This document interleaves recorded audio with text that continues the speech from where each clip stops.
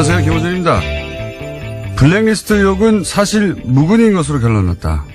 블랙리스트가 없으면 없다고 밝혔으면 될 일인데 이와 무관한 내용까지 밝혀 또 다른 논란만 남겼다.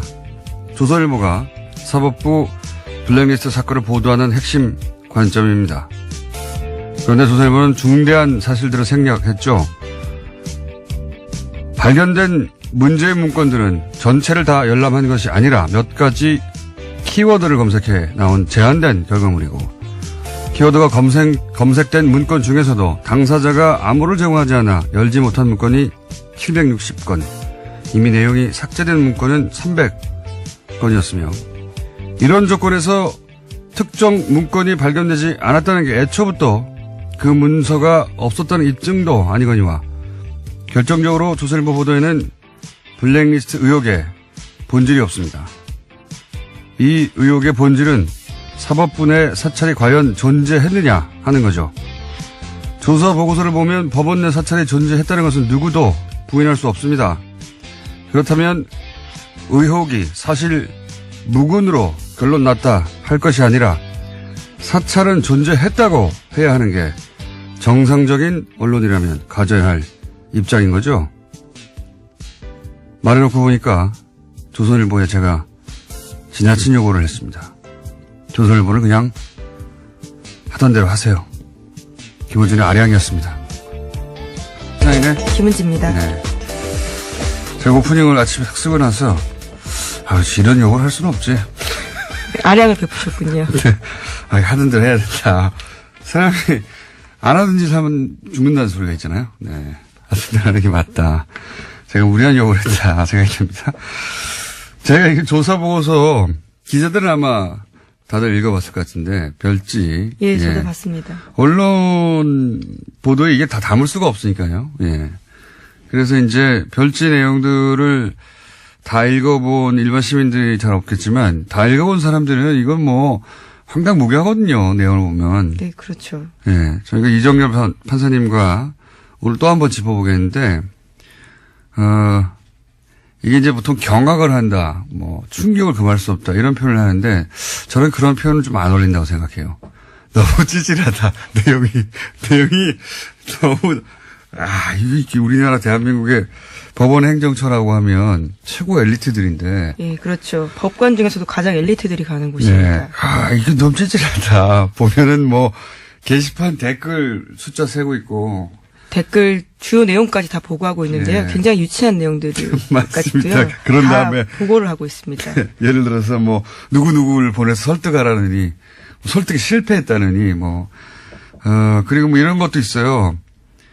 우리 법 연구회, 이게 진보적인 성격의 모임이죠. 법원 내. 근데 이제 이 모임의 핵심이 누구냐, 이름 쫙 써 있습니다. 주변 그룹이 누구냐. 주변 그룹으로 분류된 분들 기분 나쁠 것 같아요.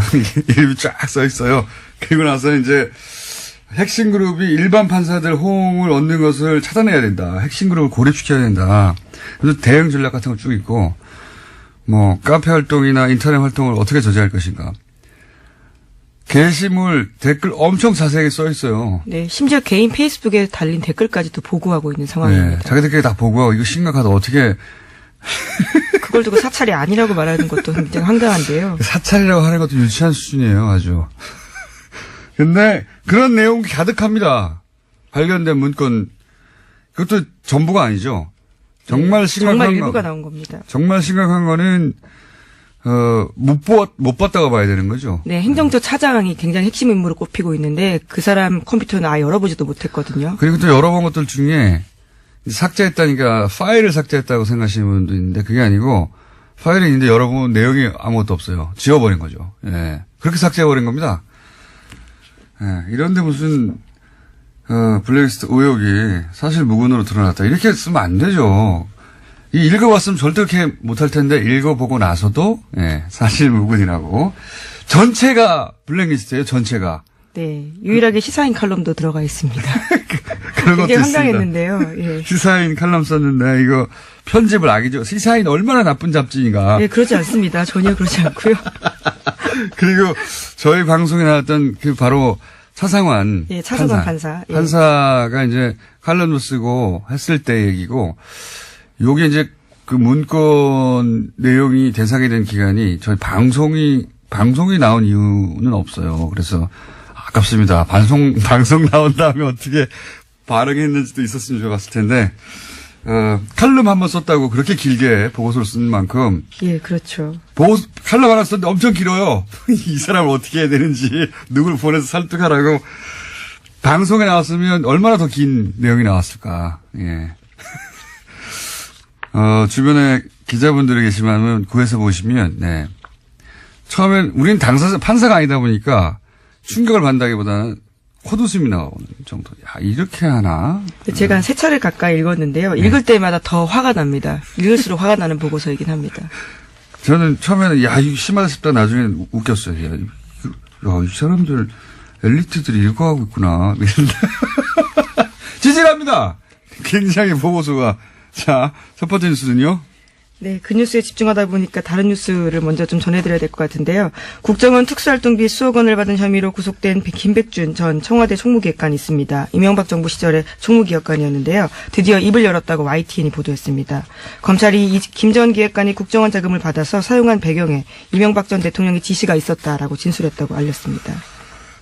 김백준 씨를 이제 넘어갔네요, 드디어. 예. 이렇게 되면은 이명박 전 대통령밖에 이제 안 남게 되는 거죠. 예. 네, 국정원에 받은 돈을 어디다 쓸지 역시 이명박 전 대통령이 관여했다라고 김백준 전 기획관이 진술했다고 합니다. 그러니까요. 이제 김백준 기획관 같은 경우에는 나머지 포즈에 다 맞춰졌는데, 예. 나만 입을 다무는 게 무슨 소용인가, 이런 생각도 했을 것이고, 만약에 다른 진술들이 전혀 없는 가운데 본인에게 처음 물어봤다면 끝까지 부인했을 수도 있어요. 근데 본인을 제외하고는 다 얘기했잖아요. 예. 그러니까 네. 그게 소용이 없다는 생각도 했을 것이고, 또 하나는 그럼 그 돈을 다른 사람은 다 지금 인정하는데 당신이 지시해서 당신이 쓴 거 아니야? 이런 질문에 대해서 가만히 있으면은 뒤집어 쓰지 않습니까? 네, 그래서 그 사실 또한 밝혔다라고 하는데 사적인 이익을 위해 돈을 챙긴 일은 전혀 없다라고 이야기했다고 합니다. 나는 안 챙겼다. 그리고 그럼 당신이 지시한 거냐? 내가 지시한 건 아니다. 말할 수밖에 없는 상황인 거죠. 예. 지난번 김관진, 임관빈 넘어서지 못했죠. 그때는. 예. 네, 석방된 바 있습니다. 그런데 이번에는 넘어갔습니다. 이제는 뭐 이명박 전 대통령한테 묻는 것밖에 남지 않았고, 여태 여러 갈래의 수사가 있었지만 이명박 전 대통령까지 이렇게 단시간에 단숨에 그거는 이게 유일하네요. 네, 검찰이 굉장히 잘했다고 할 수 있습니다. 이번에는 일사불란하게 신속하게 탄탄하게 조사를 한 다음에 한꺼번에 불러서 끝낸 것 같아요. 예. 그리고 이제 그 이전에 박근혜 전 대통령 특활비 사건이 있었기 때문에, 예. 정확하게 어떻게 수사해야 되는지도 알았던 것 같고, 예습한 다음에, 예. 일사불란하게 단칼에 거기까지 갔네요. 자, 이 건은 그래서 이명박 전 대통령 소환만 나오면 특활비 관해서는 상황 정도 된 것 같습니다. 자, 다음 뉴스는요? 네, 판사 블랙리스트 다시 전해드릴 수밖에 없는데요. 양승태 대법관 시절에 작성됐던 이른바 판사 리스트 관련해서 발표의 파장이 계속되고 있습니다. 문건의 특정 성향 판사의 동향 같은 것들이 보고된 이야기인데요. 일각에서는 블랙리스트가 아니다라고 주장까지 하고 있습니다. 그래서 어제 MBC가 직접 따져봤는데요. 인사 불이행 여부를 확인해봤다라고 합니다. 지난 7년의 법원 인사 기록을 살펴보면 명단에 있던 판사들은 한 명 빼고는 모두 형사 1심 재판에서 배제가 돼서 실제로 블랙리스트가 작동됐다라고 보도하고 있습니다. 그러니까요. 이게 이제 뭐 쭉 1번부터 이름 써가지고 지금 문체부에서 나온 그 명단처럼 그렇게 정리되어 있지 않을 뿐 지금 나온 문건 전체가 다 블랙리스트예요. 이 사람들을 어떻게 할까? 이 사람들은 배제해야 된다. 이 사람들을 고립시켜야 된다. 이거 블랙리스트지 뭡니까? 네, 심지어 적색, 청색, 흑색이라는 표현까지도 나와 있습니다. 이게 이제 형사 재판부에서 배제하는 것이 이게 이제 지원 배제였지 않습니까? 여기서는 지원 배제가 아니라 형사 재판부 배제라고 핵심 업무에서 뺐다라는 거죠. 그렇죠. 왜냐하면 거의 모두라고 해도 좋을 만큼의 정치적 사건은 결국 형사부가 관장하는 겁니다. 형사 사건이니까. 그리고 영장 실질 심사 판사들 지난 1년간 우리가 얼마나 논란을 많이 일으킨 판사라고 언론에서 계속 지목했었던 다 마찬가지거든요. 그리고 지금 김관진, 임관빈 구속적부심통에 석방한 형사수석 다 형사재판부예요. 형사재판부에서 배제한다는 게 가진 의미는 정치적 사건에 있어서는 자신들의 입맛대로 판단하겠다는 의지가 관철된 것이고, 그리고 이제 배제된 것도 의지가 관철된, 이 블랙리스트를 통해서 돈을 안 줬다 이런 게 아니잖아요. 예. 지원을 배제했다든가 무슨 예술단체 지원을 끊어버렸다든가 그게 아니고, 여기서는 블랙리스트라는 게 결국 이렇게 정치적 재판에 영향을 미칠 수 있는 자리에 있는 사람들은 전부 다 보수 인사로 채운다. 혹은 뭐 법원 행정처 대법 원장의 의사가 관철될 수 있는 사람으로 채운다. 이거예요. 나머지는 뺀다. 작동한 거죠. 뭘 작동을 안 했어요. 네, 재판이 판사 업무의 핵심이라고 할 수 있는데요. 아예 뺐다라고 하기 때문에 블랙리스트는 작동했다라고밖에 볼 수 없습니다. 뺐다라고 써 있는 문건은 없지만 결과가 배제됐지 않습니까? 이 명단에 있는 사람들이. 자, 그런데 이제 어제 저희 이정열 판사님하고도 얘기했던 왜 합의 뭐였죠? 합의재판부? 전원합의체. 이 용어 어려워. 예. 전원 합의체로 보냈는가. 원세훈 재판 네네. 예. 그 관련해서는 정확하게 이제 몇 명 안 되는 대법관들이 지목되니까 그분들은 아니다라고 이제 본인들은 그렇게 누군가의 지시를 받거나 연락을 받거나 그런 적이 전혀 없다. 본인들이 판단해서 법과 원칙에 따라 판단했을 뿐이다. 이렇게 요약되는 입장을 발표했죠. 네, 공개적으로 입장 발표했습니다. 외부의 영향을 받았다라는 건 사실이 아니다라고 하는 건데요. 사법부의 독립과 재판의 공정성에 관한 불필요한 의심과 오해를 불러일으키는 것에 대해서 깊은 우려와 유감을 표명한다면서 오히려 언론 보도를 탓했습니다. 왜 불필요합니까? 보고서에 나왔는데 거기 법원 내부의 문건에 나와 있잖아요. 우병우 민정수석이 요청을 했고 실제 그렇게 되었다고. 그 과정에서 어떻게 전원 합의체가 되는지 우리는 내부 사정을 모르니까 모르죠. 하지만 불필요하지 않습니다. 그렇게 나와 있는데 어떻게 해요. 나와 있어서 의심하는 거예요. 불필요하기는커녕. 만약에 이제 대법관들 지금 남아있는 대법관이 7분인가요? 그때 당시에 13분에서. 네, 그렇죠. 네. 어제 기자회견 했을 때 13명이었는데요. 당시에 있던 사람은 7명이었습니다. 그분들 말대로 어떤 외부의 요청도 없었다고 하면 이건 우병우 민정수석의 기도가 하늘에 닿은 거죠. 하지만 보고서에 쓰여있기 때문에요. 그럼 그 보고서를 쓴 사람이 왜 그렇게 썼는지를 해명해야 될 부분입니다. 보고서는 기도문인 겁니다. 그냥 연불이거나. 예, 판사들이 기도문을 공식적으로 보고서에 썼다라는 것도 놀랍네요. 저희가 누구누구에게 무슨 말을 했다 입증할 수는 없으나 불필요한 건 아닙니다. 당연히 누구나 이렇게 생각할 수 있죠. 예. 여기 대해서는 잠시 후에 또 이정열 전 판사님 나오셔가지고 얘기를 나눠보겠고, 이정열 판사님 오늘 나오셔가지고 얘기하다가 시간이 부족하면 내일 또 나오시고, 내일도 부족하면 또 나올 거고요. 네.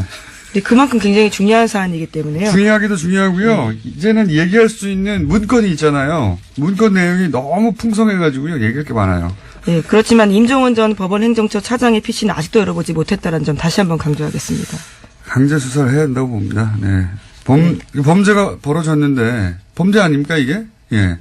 그것도 예전에는 독재 정권이 권력을 찍어 누른 거라면 이건 사법부 내에서 자기들끼리 한 거잖아요. 네, 그런 혐의가 있는데요. 임종원 전 차장 같은 경우에는 또 우병우 전 수석과 굉장히 많은 통화를 했다라고 알려져 있거든요. 그런 점들도 굉장히 의심스러운 상황입니다. 생각해 보시면 그냥 사기업에서 직원들을 이렇게 뒤에 조사를 해가지고 문서를 썼는데 직원들을 발견했어요. 고소고발하면 이거 걸립니다, 당연히. 근데 사법부에서 이렇게 했는데 나는 비밀번호를 줄 수 없어. 그런다고 가만히 있는 거 아닙니까? 아, 참 말도 안 된다고 봅니다, 저는. 자, 이 얘기하다가 시간이 다 갔네요. 자, 빨리빨리 짚고 넘어갑시다. 네, 어제 문학의 블랙리스트 혐의 관련해서 2심 재판 결과 나왔습니다. 조윤선 전 정무수석이 유죄가 선고됐는데요. 1심에서는 블랙리스트 관여 혐의에 대해서 무죄 선고받은 바가 있습니다. 그래서 6개월 만에 다시 법정 구속이 됐는데 징역 2년 선고받았습니다. 또 함께 재판을 받은 김기춘 전 비서실장은 형량이 1심보다 1년 더 늘어서요. 징역 4년을 선고받았습니다. 3심, 4심, 5심 다 했었으면 좋겠어요. 1년씩 늘어나게. 근데 조윤선 전 장관은 사실 애초 석방이 말이 안 된다는 얘기가 많았었죠. 예. 자, 석방됐다 다시 들어갔고요. 다음 뉴스는요? 네, 조윤선 전 장관 관련해서 뉴스가 또 하나 있는데요. 문화체육관광부 장관이 되기 넉 달 전에 최순실 씨가 이를 이미 알았다라는 정황이 나왔다고 합니다. 중앙일보 보도인데요. 2016년 5월 달에 최순실 씨 가방에서 문체부 장관 괄호하고 조윤선이라고 쓰인 메모지가 나왔다라고 합니다. 당시에 장시호 씨가 이를 발견해서 휴대폰으로 찍어둔 사진이 있다라고 합니다. 그렇군요. 예. 휴대폰에는 일시 장소까지 남으니까요, 기록에. 그 사진으로 볼 때 임명되기 넉 달 전에 이미 최순실 씨의 메모에 문체부 장관은 조윤선으로 한다, 이렇게 적혀 있었다는 거죠. 이게 제가 보기에는 어제도 잠깐 얘기했던 주말에, 문고리 3인방이 박 대통령한테 뭔가 보고를 할 때 또 왔다 갔다 했잖아요. 네. 아무도 가만히 있으라고 말도 못했다라고. 나가란 말도 못하고. 그때 이제 결정하셨겠죠. 최순실. 사실상 내정 페이퍼가 아닌가라는 의심이 드는 문건입니다. 문건이 아니고요, 메모입니다. 최순실 대통령 대행이 그때 결정하셨겠죠. 예. 이렇게 장관으로 하야라. 하여튼 관련 뉴스가 짧게 하나 있고요. 자, 하나 정도만 더 하고 넘어가야 될 것 같은데, 그 특활비 관련해서 새로운 뉴스가 하나 나왔죠. 예. 네, 이명박 정부 시절 국정원이 대북 공작금을 이용해서 야당 정치인과 민간인을 불법 사찰했다고 더불어민주당 민병두 의원이 주장했습니다. 프로젝트 이름이 웃긴데요. 포청천입니다.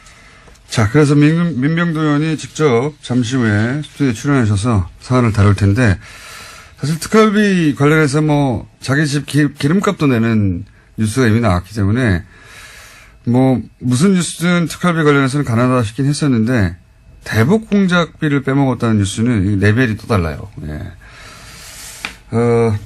이제 공부 다 끝났다 싶었는데, 박사 후 과정이 또 나온 느낌입니다.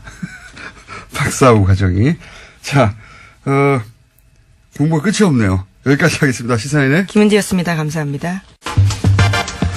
특활비 뉴스 많이 나오고 있습니다. 그 중에서 새로운 레벨의 차원이 다른 뉴스가 또 나왔습니다. 대북 공작금을 특활비로 빼돌렸다. 그리고 그 돈으로 야당 정치인을 불법 사찰했다. 네, 처음 나온 주장입니다. 더불어민주당 민병두 의원 스튜디오에 모셨습니다. 안녕하십니까? 네, 안녕하세요. 예. 이거는 처음 나온, 그러니까 두 가지가 처음 나온 거죠. 특활비 중에서도 대북 공작금. 그리고 그렇게 빼돌려서 불법 사찰을 했다. 둘 다 큰 뉴스입니다. 그리고 공작명이 포청천이었다는 건 이제 유치합니다만은 공작명 포청천, 대북 공작금 빼돌려서 야당 정치인을 불법 사찰하라. 요약하면 이런 겁니다. 네. 제보를 받으셨다고 하는데 이게 믿을만한 내용입니까? 예, 100% 믿을만 합니다. 저희가 여러 가지 근거를 댈 수 있겠지만, 팀의 구성원 이름이 분명합니다. 알 수 없는 이름이죠, 사실 일반인은. 그렇죠. 포청천 팀 산하에, 포청천 공작팀 산하에 3개 팀이 있었습니다. 미행감시 팀. 미행감시, 익숙한 단어네요. 예, 미감이죠. 줄여서 미감팀이라고 합니다. 미감. 예. 그 내사팀이 종합하는 곳입니다. 예. 사이버팀 해킹하는 곳입니다. 내사팀은 이제 공작을 기획하는 것이죠, 사실은 보통. 그러니까 미감팀에서 단순 접촉을 해서 단순 접촉자를 확인해서 보고를 하면 자기들이 공작을 기획하는 것이죠. 그렇죠. 금융 내사도 하고 재산 내사도 하고 성향 분석도 하고. 예. 그래서 조합해가지고 있는 사실 합쳐서 없는 새로운 사실을 만들어내죠. 이 내사팀은 그 5급 과장을 갖다가 팀장으로 해서 4명으로 구성됐고요. 믿을 수밖에 없는 것이 이런 내밀한 정보들을 정확하게 알고 있고, 예. 알겠습니다. 자, 그러면 좀 구체적으로, 대북 공작금이 이 특활비로 사용됐다고 하는 내용 전체, 그러니까 박근혜 정부, 임명보 정부 다 통틀어서 처음 나온 거죠. 대북 공작금은 건들기 어려운 거 아닙니까? 지금 대개 청와대에 상납됐다는 돈들은 아마 정무직들이 쓸 수 있는 특활비에서 유용됐을 가능성이 굉장히 커요. 떡값 이런 식의 의미로. 경력이 이런 것에서 유용됐을 가능성이 크고 이제 그러다 보니까 본인들도 좀 불쾌했을 수 있죠. 그래서 본인들도 원세훈도 그래서 궁하니까 또 뇌물도 받았을 수 있지 않냐 하는 생각까지 듭니다. 자기 것으로 생각했던 것을 청와대에서 어차피 영수증 없이 나보고 쓰러운 돈 아니야 이렇게 생각했을 수도 있고요. 예. 근데 대북 공작금이라고 특정돼 있는 이미 항목을 전용해서 쓴 거는 처음으로 드러난 겁니다. 이건 정말 이적 행위와 다를 바 없다고 생각합니다. 그러니까요. 빨갱이라고 이제 이 야당을 당시 공격했던 게 북한을 이롭게 한다고 공격한 건데 이 북한을 이롭게 하는 행위 아닙니까? 자기들이 빨갱이였어요. 간첩 잡으라고 배정한 돈을 네. 전혀 반대되는 돈에 쓴 것이죠. 그만큼 대북 안보에 허점이 생긴 것이죠. 맞습니다. 자, 일단 규모는 그럼 혹시 나왔습니까? 규모는 이 최종읍 차장이라고 하는 사람이 이것을 갖다가 작전을 갖다가 수립하고 지시를 한 사람입니다. 차장 3차장인가요? 예, 최종읍 대북 담당 3차장이죠. 네. 2009년 3월 원세훈과 함께 3차장으로 임명이 됩니다. 그래서 1년 6개월 재임합니다. 네. 이 공작은 이명박 정부 5년 동안 진행된 것인데 네. 최종읍 3차장이 최근에 자기한테 배정된 특활비 9억 원에 대해서 예. 조사를 받습니다. 예. 검찰에 가서 조사를 받는데 이게 어디에 쓰여졌는지가 불투명하니까 검찰은 이것을 갖다 개인적으로 유용하지 않았겠느냐. 아. 착복하지 않았겠느냐. 아. 이렇게 본 거예요. 예. 그러니까 최대 9억은 넘지 않았을 것이라고 봅니다. 아하. 이 공작비가. 그 기간 동안은. 1년 6개월. 예. 그러니까 보통 1년에 6개월 쓴다는 얘기죠. 1년에 6억 원을 쓴다는 얘기죠. 그거는 빙산의 일각일 것 같은데요. 공작팀이 또 다른 차원에서 진행됐을 수도 있죠. 가령 이 똑같은 시기에 그러니까 지금 고 자금에서 유용된 게 그 정도 액수. 전체 이 팀의 공작비는 뭐 더 크겠지만. 그러니까 4년을 합치면 5년을 합치면 굉장히 클 수가 있겠죠. 그것도 1년에 6억 가지고는 이게 어려울 것 같은데 제가 보기에는 이 공작금 중에 유용한 그 특수활동비로 유용한 부분이 그만큼이고 나머지 또 다른 데서 땡겨온 네. 금액이 있을 수 있겠네요. 있을 수 있겠죠. 근데 제가 그런 추정을 자꾸 하게 되면 이제 이 제보에 네. 이 내용의 이제 신뢰에 대해서도 또 제보만 따지자면 대북 공작금에서 나온 금액은 그 정도다. 예, 제가 확인할 수 있는 얘기만 말씀드리겠습니다. 알겠습니다. 예. 소송을 당할 수도 있기 때문에. 그리고요. 그래서 그런 돈을 이용해서 실제 야당 정치인을 사찰한다고 했을 때 누구누구가 사찰 대상이 됐습니까? 미감팀은 벽을 뚫든 천장을 뚫든 증거를 확보해봐라. 무엇이든지 가져와라. 이 얘기는 뭐냐면 돈은 얼마든지 이제 지불해 줄 테니 혹은 불법이어도 상관없다. 마음껏 사용해라. 승진도 보장해라. 뭐 이런 얘기입니다. 근데 미감팀에서 누구누구를 미행했는가는 제가 정확하게 알 수는 없습니다. 네. 다만 사이버팀에 대해서는 제가 좀 비교적 자세한 내용을 갖다 들었습니다. 박지원, 한명숙, 특히 한명숙 전 총리에 대해서는 정치자금권에 대해서 내사를 해라 한 얘기를 특별히 지시를 했고요. 그다음에 KBS 사장 정현주, MBC 사장 최문순, 박원순 시민단체 대표 이런 분들의 이메일 주소를 줬다는 겁니다. 아, 이 사람들을 따라 한마디로. 이 사람들의 PC를 뚫어라. PC를 뚫어라. PC를 뚫어라 하는 얘기는 뭐냐면 왜 이메일 주소를 주면서 PC를 뚫어라 하는 얘기가 무슨 뜻이냐면 네. 해킹 프로그램을 넣는 그렇죠. 겁니다. 해킹하라는 거죠. 그러면 핸드폰까지 다 연결이 되는 거죠. 네. 사실은. 해킹하라는 그러니까 그 얘기죠. 이후에는 수시로 개통 라인을 무시하고 수시로 이메일 어드레스가 왔다는 겁니다. 이 사람들은 이메일 어드레스의 주인이 누군지는 몰라요. 그러면 이제 추적해서 알게 되는 거죠. 예. 추적해서 자기들의 특이사항만 정리해서 보고를 하는 것이죠. 근데 가만히 보니까 나중에 보니까 이게 2012년 총선 임박해서는 당시의 여당 예. 관계자들도 많더라는 거예요. 아, 여당 관계자들도 있었다. 그러니까 어떻게 보면 공천을 앞두고 정적을 제거하려고 한다든지 속아내려고 한다든지 네, 정권의 이명박 정부의 말을 잘 안 듣는 여당 인사들이었겠죠, 아마도. 그래서 사이버 팀도 그걸 특정할 수는 없는데 조사를 해보니까 이게 전방위적이구나. 여당 야당 가리지 않는구나. 심지어 애인들도 하는 거야. 그 사람 표현대로 하면 애인들도 조사를 하는구나. 애인들 약점을 잡으려고 하는 그러니까 여기서 애인이란 말은 여기서 애인이란 말은 이제 우리 편도 조사하는구나. 아, 그렇군요. 여당을 그러군요. 조사하는구나. 예. 그런 의미로 얘기를 하더라고요. 아니, 근데 사실 실제로 이렇게 소위 미행하고 내사하다 보면 그분들의 애인들도 자연스럽게 만나게 되니까 사찰이 되겠죠. 예. 그래서 이제 이 사이버 팀은 주로 원래 있던 산업 스파이 담당들이 일을 합니다. 해커. 예. 전문 해커들이 동원돼서 하는 그렇겠죠. 것이죠. 당연히. 예. 미감팀은 아무래도 전문 요원들이 해야 되죠. 일정한 거리를 두고 해야 되고. 근데 미감팀이 외부에 사무실을 두지는 않았고 막교대로 해가면서 일을 진행했다고 합니다. 저는 이 미행팀들을 몇 번 마주친 적이 있어요. 아, 그래요? 나중에 기회가 되면 어떤 행색인지, 예. 여러 가지 작업법을 입고 나타납니다. 저도 옛날에 2번 수배 생활을 하는 동안 오랫동안 미행 감시를 당한 적이 있어서 익숙합니다. 그 풍경에 대해서는. 뜻밖의 장소에서 마주치게 되죠. 자, 그러면 이분들을 북한 공작금을 특수활동비를 이용해서 사찰한 것은 명백한 거네요. 확인된 거네요, 사실상. 예. 대북 공작국에 예. 가장체 운영비라고 하는 항목이 있습니다. 예. 무엇을 가장한다는 것이죠. 예, 예. 회사 같은 것으로 위장을 해갖고 예. 사무실을 운영하면서 공작을 하는 것이죠. 예. 프론트 회사라고 하죠. 이 가장체 운영비가 100% 집행되지는 않습니다. 예. 이 중에 불용된 것들을 갖다가 최종업 3차장이 오랜 국정원 근무 경력으로 눈여겨본 거죠.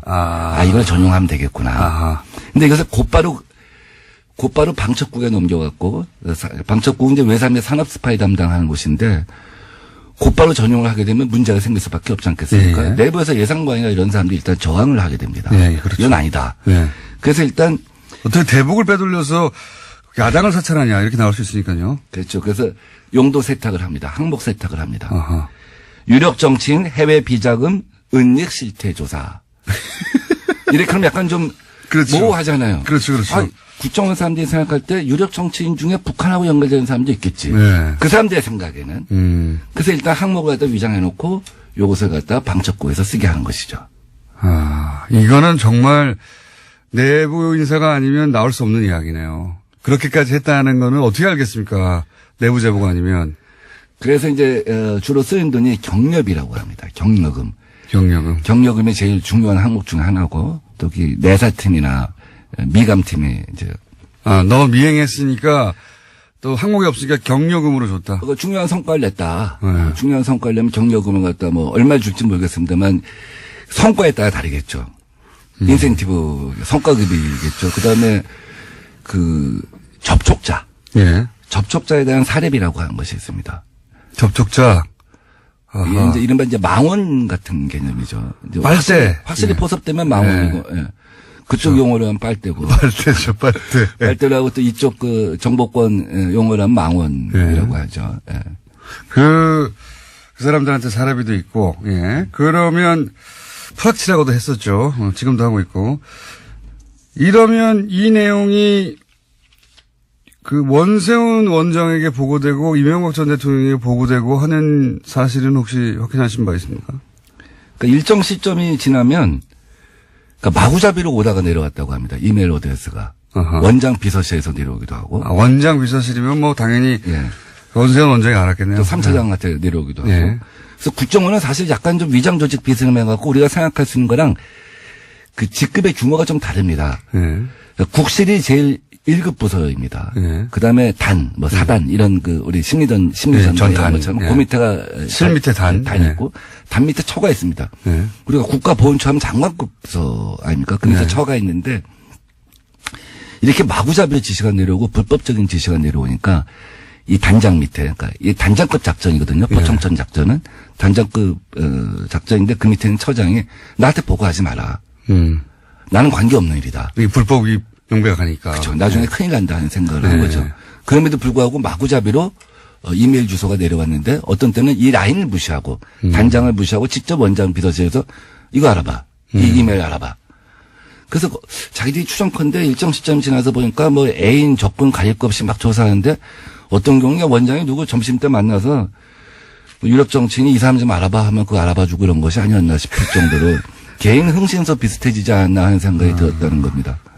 이 원세훈 원장이 알았을 법한 정황은 이제 이해가 가는데 대통령이 보고됐다까지는 모르겠죠. 적어도 이걸 제보하는 쪽 정도에서는.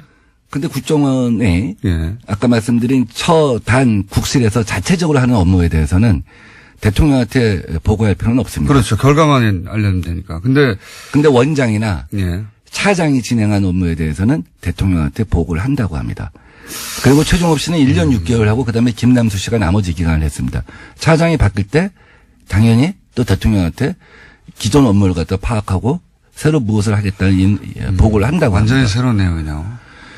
그래서 대개 이제 이렇게 진행이 되다 보면 이 중에 승진되는 사람도 있지 않겠습니까? 네. 그럼 승진되면 사람은 새로 충원을 해야 되잖아요. 네. 그래서 승진이 대개 거의 정권 말기에 이루어진다고 합니다. 네. 그리고 정권 말기에 공작을 종료한다고 합니다.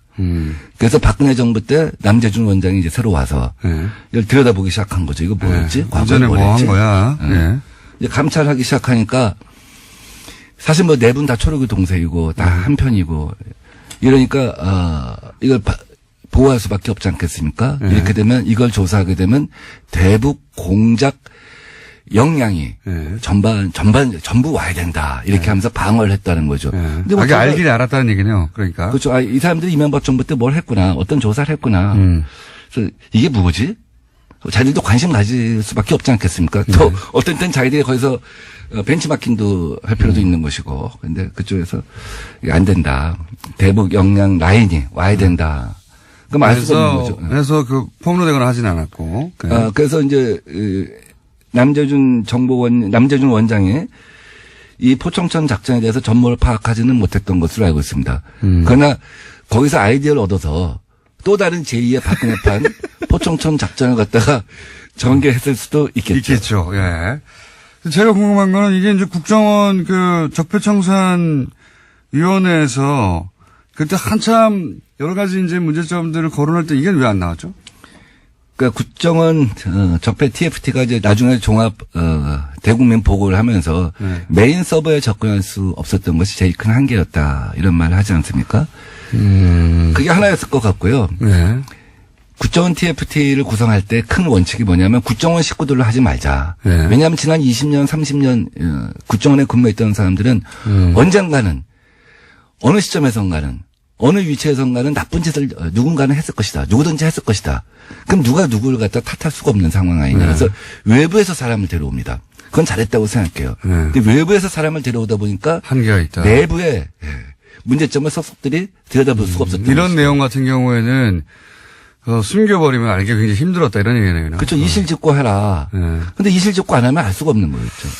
아, 그러니까 지금 국정원 그 TF로 물론 많은 내용이 밝혀지긴 했지만 메인 서버에 접근할 수도 없었고 그리고 이렇게 아주 내밀한 국정원에 실제로 굉장한 타격을 줄 수 있는 내용들은 이거 외에도 감춰질 수 있겠네요. 저는 이종찬 원장님이 그런 얘기를 하신 적이 있어요. 국정원장 하셨던 분이. 정말 MB한테 화나는 거는 해외 역량과 대북 역량을 완전히 와해시킨 것이다. 비전문가들로 인사교체를 해갖고 영포 라인을 교체해서. 그러니까 빨갱이는 그쪽에서 되고 태극기 집회의 그 핵심 내용이 이런 거거든요. 북한의 이로운 행위를 한다는 거거든요. 이게 지금 이명박 전 대통령 사저 앞에서 지금 태극기를 흔들어야 돼요. 그 방산 비리를 갖다가 우리가 이적 행위로 다스리자 한 얘기를 제가 맨 처음에 했었고, 근데 지금 뭐 전현직 정권 가릴 것이다 그런 얘기합니다. 저는 이런 거야말로 이제는 이적 행위로 다스려 갖고 국정원을 완전히 탈바꿈시켜야 한다고 생각합니다. 저도 그렇게 생각하는데 시간이 다 돼버렸네요. 서울시장 나가시는 얘기도 한 질문 하나 정도 하려고 그랬는데 질문 하나 정도 할게요. 왜 나가시려고 합니까? 저는 우리 문재인 정부의 대부분의 정책을 제가 디자인했었죠. 연구원장을 하면서. 그래서 혁신의 어떤 그 기관차가 될 수 있다. 문재인 정부가 소득주도 성장이라고 하는 한 축의 정책을 만들고 또 한편에서 여러 가지 혁신 정책을 펼치고 있지 않습니까? 제가 남들이 생각해 보지 못한 아이디어. 하나만 알려주세요. 뭐 예컨대 재래시장 아파트를 짓겠다 하는 거였죠. 재래시장 아파트요? 재래시장에 요새 강남 강서구에 모듈 주택이라고 해갖고 레고 주택입니다. 공장에서 제조해갖고 4일 만에 조립한 청년 주택입니다. 4일 만에 50호를 갖다 6층짜리 50호를. 그럼 재래시장을 그런 조립 아파트로 1층을 재생을 하고 1층을 재래시장 원형을 살려서 재생을 하고 그 위에 한 5층을 갖다가 모듈러 주택을 갖다가 한 달 만에 짓는다고 하면 재래시장도 다시 상권이 살아날 것이고 청년들은 살기 편한 곳에 있기 때문에 원스톱 서비스가 되기 때문에. 재밌는 아이디어인데 그 아이디어를 다른 분이 하면 안 됩니까? 그분은 생각해보지 못하고, 제가 박원순 시장을 만나서 얘기했어요. 네. 제가 시장님하고 생각이 한두 가지가 다르면 안 나갑니다. 저는 아무도 생각해보지 못했던 거. 10가지를 갖고 이번에 시장 선물 준비했습니다. 그 중에 작은 거 하나 정도가 이제 지금 방금 말씀 그런 겁니까? 아주 작지만 사실은 아주 작은 걸 얘기했지만 파장은 제일 커요. 전국 재래시장연합회에서 꼭 해달라고 하고 지지하는 움직임이 이미 있습니다. 말씀하셨기 때문에 다른 분들도 나도 진작에 생각하고 있었다고 얘기하면 어떡합니까 이제? 뭐 그건 관계없어요. 뭐 제가 맨 처음에 저작권을 갖고 있는 걸 다 아니까 어제도 어디서 강연하는데 시장군수 출마자들이 저마다 손들고 심지어 세종시장 이충희 시장님도 저작권료 없으면 제가 세종시에서 제일 먼저 할게요 이러더라고요. 저는 좋은 정책은 누구든지 채용할 수 있다고 봅니다. 그래서 이제 그 아이디어를 다 다른 사람들이 가져가서 서울시장 선거에 민병도 의원님은 나오실 필요가 없다고 이제 다 알기 때문에 아이디어를 이렇게 얘기할 수 있겠죠? 거꾸로 얘기하면 박원순 시장님이 앞으로 남은 4년 동안 무엇을 해야 할 것인가는 다 드러나 있습니다. 그것은 박원순 시장이 아니어도 누가 민주당의 다음 시장이 된다고 할지라도 그 정책은 그대로 추진될 것입니다. 따라서 새로운 상상력, 그런 논리도 새로운 가능합니다. 상상력의 공장을 가진 사람이 새로운 서울시를 맡아야 하겠다. 요즘같이 세계가 빨리 의원님? 변화하는 시대에 예. 한 사람의 상상력에 서울이라고 하는 거대 도시를 12년 맡기는 것은 예. 문제가 있다. 서울 시민은 변화에 목마르다 하고 의원님 오늘은 생각합니다. 이제 예, 여기까지. 특갈비 얘기를 하다가 한마디 정도 여쭤봤기 때문에 그 시간은 저희 따로 한번 마련하겠습니다. 예. 따로 마련해가지고 왜냐하면 이 선거 관련해서 다들 예민해가지고 예, 기회를 또 공평하게 드려야 하기 때문에 그런 기회를 따로 만들어서 한 번 더 모시기로 하고 오늘은 전혀 나온 적이 없는 예, 대북 공작비가 빠져나가서 야당 국회의원들을 사찰했다고 하는 내용을 폭로해 주신 민병두 의원이었습니다. 감사합니다. 네, 고맙습니다. 자, 제 생각에는 아마 한동안 계속 나오실 것 같은 부장판사를 지낸, 영장판사도 지낸 법무부인 동안의 이정열 사무장님 스튜디오에 나오셨습니다. 한동안 계속 이게 잠이 모자라네요. 잠이 오잖아요. 아니, 제가 이 별지 네. 쭉 읽다가 예. 어느 순간 저는 일단 법관 아니니까 예. 그 좀 다르게 받아들일 것 같은데 이따가 코미디다 이런 생각을 했어요. 저는. 이거 웃으면 안 되는데. 이게 정말 이렇게 그 근엄하신 판사들이 행정처에 모여서 이런 생각하고 있었나? 뭐 이런. 그 일부에서 저한테 그런 질문을 하시더라고요. 이게 정말 판사들이 쓴 문건이 맞냐. 그러니까 이게 진지하게 물어보시는데 혹시 네. 법원에서 이 뭐 예를 들어 국가정보원이나 이런 데다가 이렇게 위탁을 줘가지고 거기서 거긴 정보기관이니까 거기서 나온 정보를 가지고 그쪽 문체에 맞게 문건을 작성해서 법원이 넘겨받은 걸 그냥 그대로 쓴 거 아니냐는 그런 의문을 제기하시는 분들도 계시더라고요. 네, 그 이해갑니다. 네, 이해가는 것이 일단 제가 보기에는 이거 국정원에 입사한 지 약 3개월 정도 된 네. 3개월 정도 된 요원이 자, 저 게시판 좀 분석해봐. 그래서 네, 알겠습니다 하고 게시판 분석한 정도로 보이거든요. 예. 지금, 네, 공장장님께서 게시판 분석 말씀하셨는데, 물론 게시판 분석인 부분도 있는데요. 네. 뭐 이따 얘기 나오면 또 말씀드리겠습니다. 아까 얘기 나왔던 차성환 판사 같은 경우에. 네. 정말 웃겨요, 그거. 예, 여기에 지금 문건에 뭐라고 나오냐면, 차성환 판사가 코트넷에 그러니까 코트넷이라 하면 이제 법원 내부 게시판이거든요. 법원 판사들이 보는. 네. 거기에 글을 게시를 하는데 그것과 관련해서 친분 있는 판사들에게 이메일로 글을 송부를 하면서 의견을 구했다. 그러면서 전체 회신의 방법으로 활발하게 토론 중이다. 네. 하면서 이 문건에 이메일들이 쭉 나와요. 저도 그거 보고 놀랐는데, 아니, 법원 판사들의 개인 이메일들을 행정처에서 다 볼 수 있네? 이렇게 생각했어요, 저도. 그러니까요. 이메일 내용이 쭉 나오죠. 예. 예. 저는 여기서 섬찟했습니다. 저도 당연히 내부 이메일을 썼었기 때문에. 이메일 내용이 다 나오고, 저는 거기서 웃긴 게 이런 겁니다. 누구 보내서 저 사람 좀 설득 좀 해봐. 네. 이런 거 있잖아요. 네. 그러고 나서 설득 실패. 예. 그 지금 공장장님께서 말씀 주신 게 예. 두 사람이 나옵니다. 하나는 이 차성환 판사의 친척이 법원에 있어요. 예. 그 사람을 통해서 쿠션이 쿠션. 예, 설득을 해라 하니까 방금 공장장님 말씀하신 대로 실패했다. 그러니까. 두 번째는 소속 법원 지원장. 예. 이건 좀 무서운 거죠. 그렇죠. 자기 상관이니까. 예, 이 상관일 뿐만 아니라 이 사람이 근무 평정을 하거든요. 그러니까 지원장이 말을 했는데 말을 안 듣는다. 그러면 공평정을 D를 줍니다. 그럼 서기호 판사처럼 되는 거예요. 아무 이유 없어요. 그냥. 잘리는 거군요. 그렇죠. 예. 무서운 거죠. 예. 예, 그런데 이런 라인을 통해서 한다는 것도 근데 그것도 또 실패. 근데 이제 당사자는 모를 거예요. 예. 당사자는 자신과 가까운 거리에 있는 사람들이니까 이분들이 걱정돼서 그러나 보다. 네. 이렇게 생각하는데 사실은 그 뒤에서 이 법원 행정처에 그 사람들 보러 가서 예. 얘기하라고 한 거죠. 그렇죠. 이런 거 공작인 겁니다. 공작. 완전 공작이죠. 별게 공작이 아니에요. 그 예. 공작을 했다는 얘기가 또 문건에도 나와요. 차모 판사가 존경하는 선배, 차모 판사와 친한 선후배 명단을 취합해서 관리할 필요가 있다. 저도 그 대목이 저는 가장 이 문건에서 심각하다고 본 네. 겁니다. 이거는 간단하게 생각해 보면 그 친한 사람 좀 보내가지고 좀 설득 좀 해봐. 여기까지는 그렇다고 예. 했어요. 그게 아니라 이제 상시 관리하려고 이제 주변 인사들을 명단을 이 국정원이 하는 이건 첩보기관이 하는 거거든요. 네, 그렇죠. 그거를 했다는 겁니다. 빨대를 마련하고 주변을 둘러싸고 이거 자체가 정말 첩보기관이 하는 짓이에요. 그걸 법원 행정처에서 판사들을 대상으로 했다는 거 아닙니까? 이게 국정원이 하는 짓이에요. 그렇죠. 이게 왕년에 노무현 전 대통령 서거 즈음에서 이명박 정권이 했던 일이잖아요. 주위 사람들 털고 명단 관리 작성하고. 그게 이제 사찰기관이나 국정원을 통해서 한 건데 이건 골 때리는 게 사법부가 방송 용어 맞아요? 이거는 그 이상의 표현이 없습니다. 골을 친다고 할 수도 없고 골을 만진다고 할 수도 없고요. 골은 표준어입니다. 근데 정말 띵 하는 것이 예. 이거는 진짜 국정원이 하는 짓이 사법부 내에서 사법부 판사들에서 사법부 판사들을 향해 이루어진 거 아닙니까? 그렇죠. 이거는 명백한 사찰이고 공작이고 예. 이건 범죄 맞잖아요. 범죄행위죠.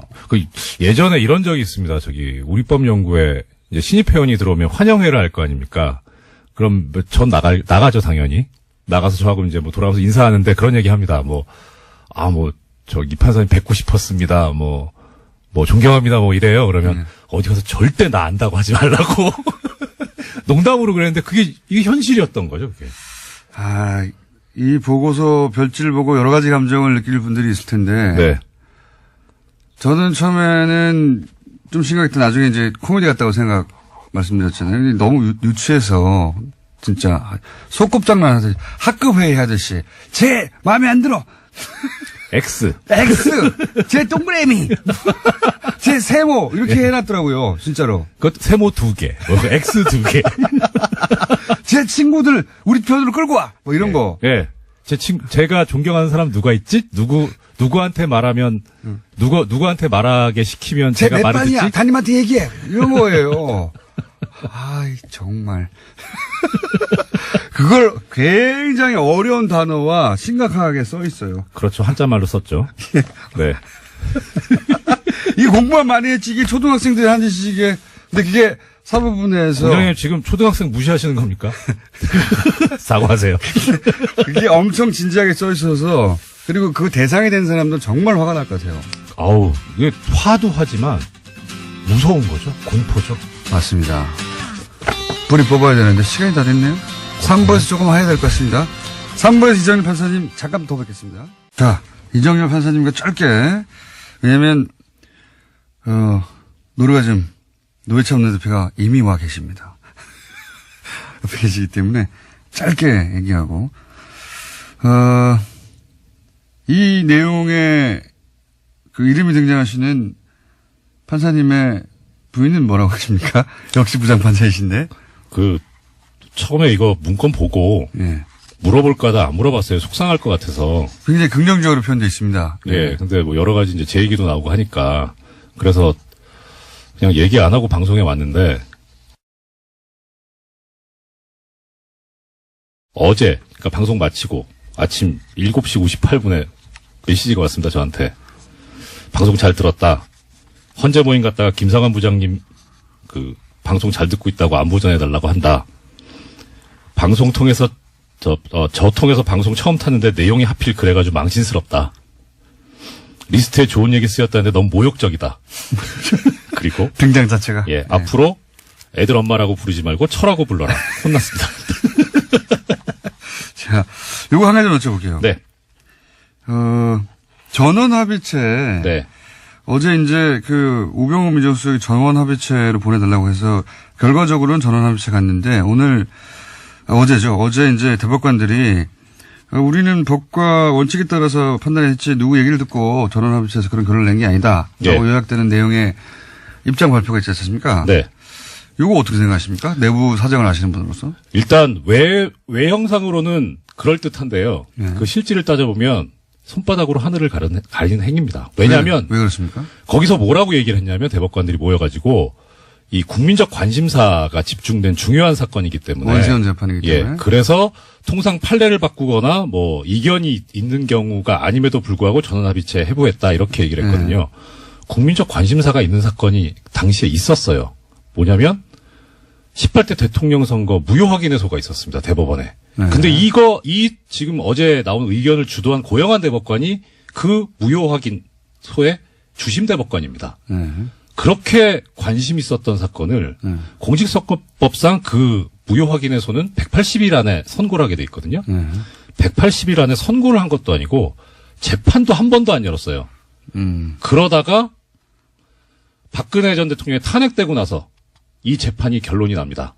이미 대통령직에서 파면되었기 때문에 이 재판을 할 실익이 없다 그래가지고 부적법하다고 각하해버립니다. 그러니까 국민적 관심사가 있는 사건들은 그 당시에도 다른 건들이 있었는데 유독 이것만 그랬다. 예. 예, 그러니까 이것을 가지고 전원합의체 회부한 것을 가리켜서 국민적 관심사가 있었기 때문에 갔다라고 하는 거는 다른 행동하고 비교해 봤을 때 이야기가 안 돼. 논리적 모순이 생깁니다. 오히려 차라리 이런 경우에 솔직하게 그 외부 있긴 받았다. 그런데 어떻게 인정합니까? 그거를? 거기서 또 문장이 뭐라고 되어 있냐면 외부하고 연락을 한 바는 없다 이렇게 나오거든요. 그 말 맞을 겁니다. 왜냐하면 양승태가 시켰으니까. 아, 내부하고만 얘기. 그렇죠. 그 말도 맞을 겁니다.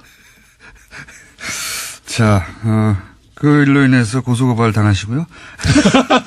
대법관들로부터. 오늘 여기까지 하고 예. 또 모실 테니까 재밌는 얘기 굉장히 많은데 여기까지만 하겠습니다. 이정렬 판사님이었습니다. 예, 고맙습니다. 오늘 썼습니다.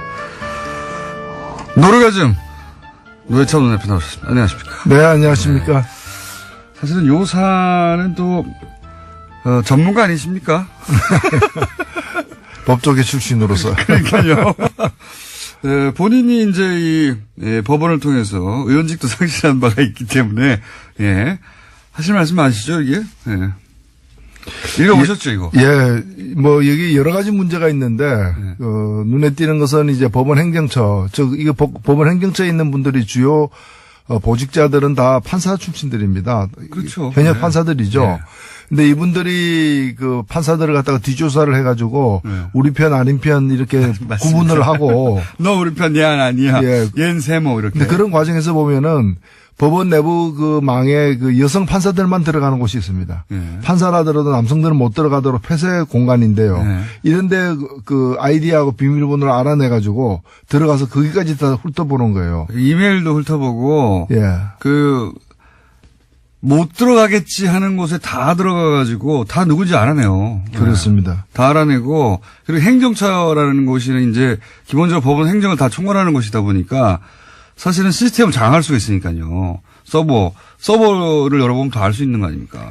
그렇게 한 것 같습니다. 보니까. 예, 이미 그 자료로도 나와 있습니다만 사법행정위원회라는 주요 이제 법적 기구가 있는데 여기에 이제 들어갈 판사들 후보군들을 갖다가 이제 분류를 해놨어요. 저는 이것도 일종의 리스트라고 보는데. 당연히 리스트죠, 사실. 여기 보면은 보수 판사, 보수 성향 판사, 그러니까 자기 편이라는 거예요. 그 다음에 좀 온건, 중도라는 거고, 그 다음에 강경. 근데 더 재밌는 건 이게 컬러가 어떻게 된 줄 아세요? 보수는 빨간색이에요. 어떻게 보수가 빨간색입니까? 새누리가 빨간색이지. 그러니까요. 보수 빨간색이고, 그리고 강경이 무슨 색인 줄 아세요? 블랙입니다. 까만색이에요. 블랙리스트죠. 블랙 조심해야 돼요. 무슨 요새 블랙 뭐 많던데. 블랙하우스 있습니다. 예. 그래서 그러니까 이런 식으로 구분을 내일 블랙하우스 하는 날입니다. 구분이 돼 있고요. 예. 가장 핵심적인 문제는 뭔가면은 지금 몇 개의 그 개인용 PC가 있었는데 예. 그 중에 한 개만 내놓지 않았어요. 예. 그게 바로 핵심이죠. 임종원 예. 법원 행정차장의 그 PC인데 본인이 비밀번호를 내놓지 않았죠. 예, 그리고 PC 자체를 내놓지 네, 않았어요. 맞습니다. 예. 이건 열어보지도 못했어요. 예. 나머지는 열어봤는데 비밀번호 걸린 것 때문에 700여 개는 맞습니다. 못 예. 열어봤는데 문제는 이게 가장 열어볼 필요가 있는 거라는 겁니다. 왜냐하면 이 임종원 법원행정처장은 이미 특검 수사에서 박근혜 특검 수사에서 나온 것처럼 지금 그 우병우 민정수석하고 예. 1년에 수백 통 전화를 서로 오가는 사람이에요. 네. 어떻게 법원 행정을 책임지는 사람하고 청와대 민정수석이 수백 통 했다는 얘기는 주로 판결에 관련된 거 아니고서 뭐 법원에 뭐 비가 샜는지 이런 것 때문에 전화를 한 건 아닐 거 아니겠습니까? 비품 구매 때문에 예, 전화한 건 아니겠죠. 이게 완전히 독립적으로 이 운영돼야 될 법원이 특히 대법원이 청와대와 커넥션이 이렇게 그러니까요. 유착 관계가 긴밀하게 있었다는 것은 심각한 의혹이기 때문에 앞으로 반드시 이 조사가 돼야 될 부분입니다. 근데 이게 이제 그 사법부다 보니까 네.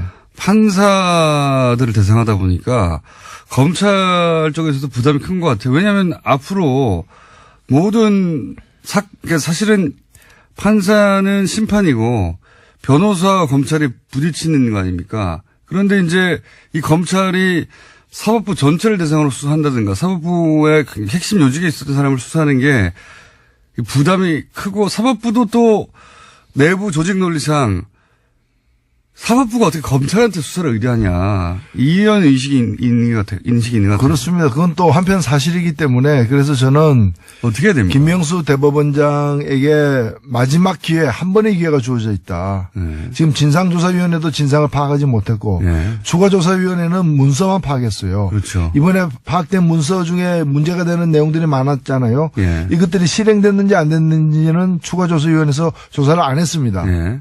그럼 이건 조사 안 하고 넘어갈 거냐.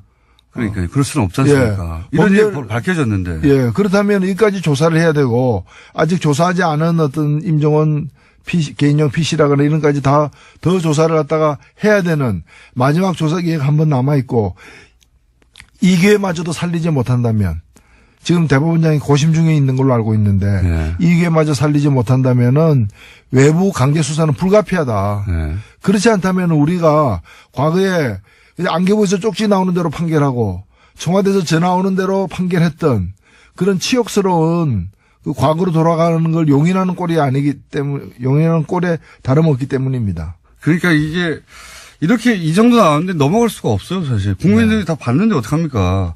그리고 너무 저는 유치했어요, 사실은. 이게 경악스럽기도 했지만 동시에 유치하기도 했습니다. 이게 뭐, 한반에서 쟤 누구 편이야? 물어보고, 쟤 누구 편이야? 물어보고, 옆반에 그 담임한테 얘기해. 뭐 이런 수준을 전혀 벗어나지 않아요, 전혀. 그 문장 되게 웃깁니다. 무슨 누구누구 판사 같은 경우에 이제, 분석을 하면서, 이 사람은 낄 때, 안 낄 때 판단이 밝아. 뭐 이런. 그다음에 아까 빨간색, 까만색, 뭐, 지금 초록, 푸른색으로 이렇게 구분한 리스트 있죠. 그게 네. 사법행정위원회 구성할 때 뭐라고 나와 있냐면은 너무 우리 편으로만 하면은 그러니까요. 국제임금법 밖에서 이제 꼬투리 잡힐 우려가 있기 때문에 조심해야 된다. 적당히 섞어라, 뭐 이런 거. 나름대로 머리 좀 써보자. 그 좋은 머리를 그런 데 쓰고 있었죠. 아, 문장들은 너무 웃겨요. 예. 속칭 낄 때 안 낄 때. 판사들 스스로 내부 판사들에 대해서 이렇게 굉장히 길게 분석해놔서 이 사람은 이렇고 이 사람은 저렇고 그러면서 뭐 자신한테 불이익이 오지 않는 이슈에 대해서는 강한 어조로 비판하는데 반대의 경우는 침묵한다. 예, 뭐. 이런 평가를 받으면 치욕적이죠. 굉장히 자세히 써 있어요. 개별 판사에 대해서 이 사찰이지 뭡니까? 이런 내용으로 가득 찬 문건입니다. 근데 이게 일부에 불과하다는 거. 어떤 내용이 있길래 나머지는 아예 내놓지 않았을까 궁금하죠. 이거 이상의 내용이 있다는 거죠. 네. 예. 그거 나오면 파괴력이 엄청날 거라고 봅니다. 근데 외부에서 강제로 한다는 건 그러면 외부에서 고소고발이 있어야 된다. 그렇게 되나요? 그렇게 돼야 되나요? 이런 상황으로 계속하면은 아마도 무슨 시민단체나 이런 데서 뭐 고소고발이 있지 않겠습니까? 가만히 있을 수 없죠, 사실. 예. 예. 특히나 원세훈 재판과 네. 관련해서는 이게 지금 2심에서 유죄가 난 거고 다들 이제 상식적인 판결이 나왔다고 생각했는데 5개월 만에 대법원에서 엎어져서 맞습니다. 다들 놀랬지 않습니까? 근데 지금 그 판결 대법원에서 전원 합의로다가 무죄 판결 낸 게 잘 됐다고 얘기하지만 그 뒤에 어떻게 됐습니까? 파기환송됐는데 네. 항소심에서 다시 대법원 말 안 듣고 예. 웬만하면 대법원에서 파기환송하면 대법원 말 듣게 돼 있죠. 예. 근데 두 번째 항소심 재판부에서 이건 말도 아니다 해가지고 다시 유죄로 해가 올렸지 않습니까? 예. 그러니까 최종 유죄로 되지 않았습니까? 그러니까요. 그 얘기는 대법원 13대 빵으로 그 무죄라고 판결 내렸던 그 13명이 진짜 엉터리 판결했다는 게 자기들 내부 판결에 의해서도 입증이 된 거 아니에요. 게다가 문건이 안 나왔으면 모르겠는데 문건에 우병호 민정수석의 요청이 있었잖아요. 그러니까. 어떻게 의심 안 합니까, 이거를. 요청이 있고 요청한 대로 저번 합의체로 판결을 냈는데 그 판결 자체도 굉장히 논란이 판결이었거든요. 13대0도.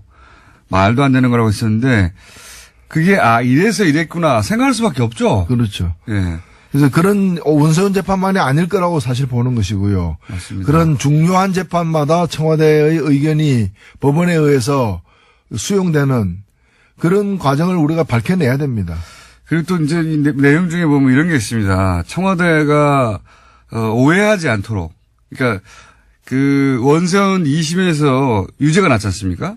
3년 유죄가 나니까 그 내용 중에 어떤 게 있냐면 이제 청와대가 오해하지 않도록라는 것은 사법부가 청와대의 뜻을 의도적으로 거스른 게 아니다. 이런 거 아닙니까?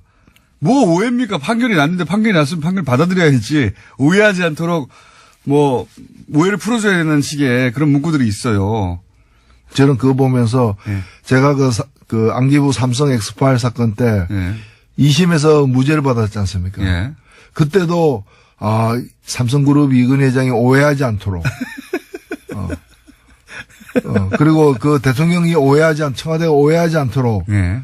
뭔가 하지 않았을까 하는 그런 억측까지도 사실은 드는. 네, 뭐 그랬을 법합니다. 실제. 그러니까 이 정권이 싫어할 판결이 나면 전권이 관심 있는 재판인데 싫어할 판결이 나면 사법부가 나서서 그거는 사법부의 뜻이 아니고 개인 판사가 그렇다는 얘기는 다른 사건들은 처음부터 오해하지 않도록 잘 만들어줬다는 거 아닙니까, 결론을. 그렇죠.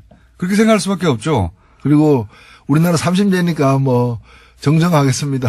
그러니까요. 각하. 그래서 정정한 거 아닙니까, 이게. 이제 일종의 음모론처럼 그렇게 돌아가는 거 아니야?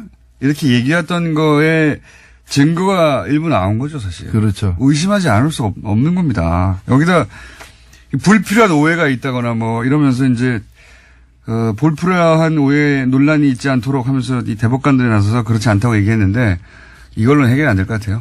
그 대법관 중에서 적지 않은 수가 당시에 없었던 분들이에요.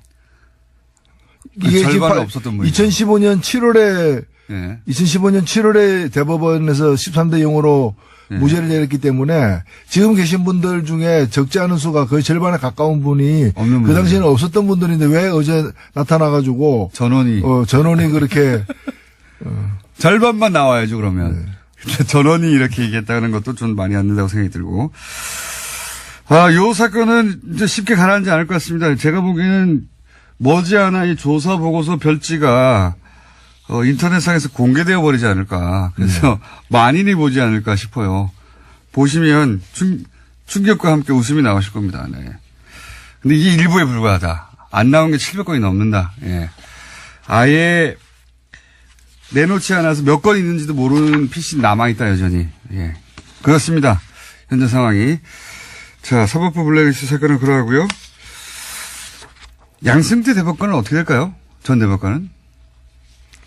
예, 계속 본인이야 곤혹스러울 겁니다. 계속 이제 뒤로 빼겠죠.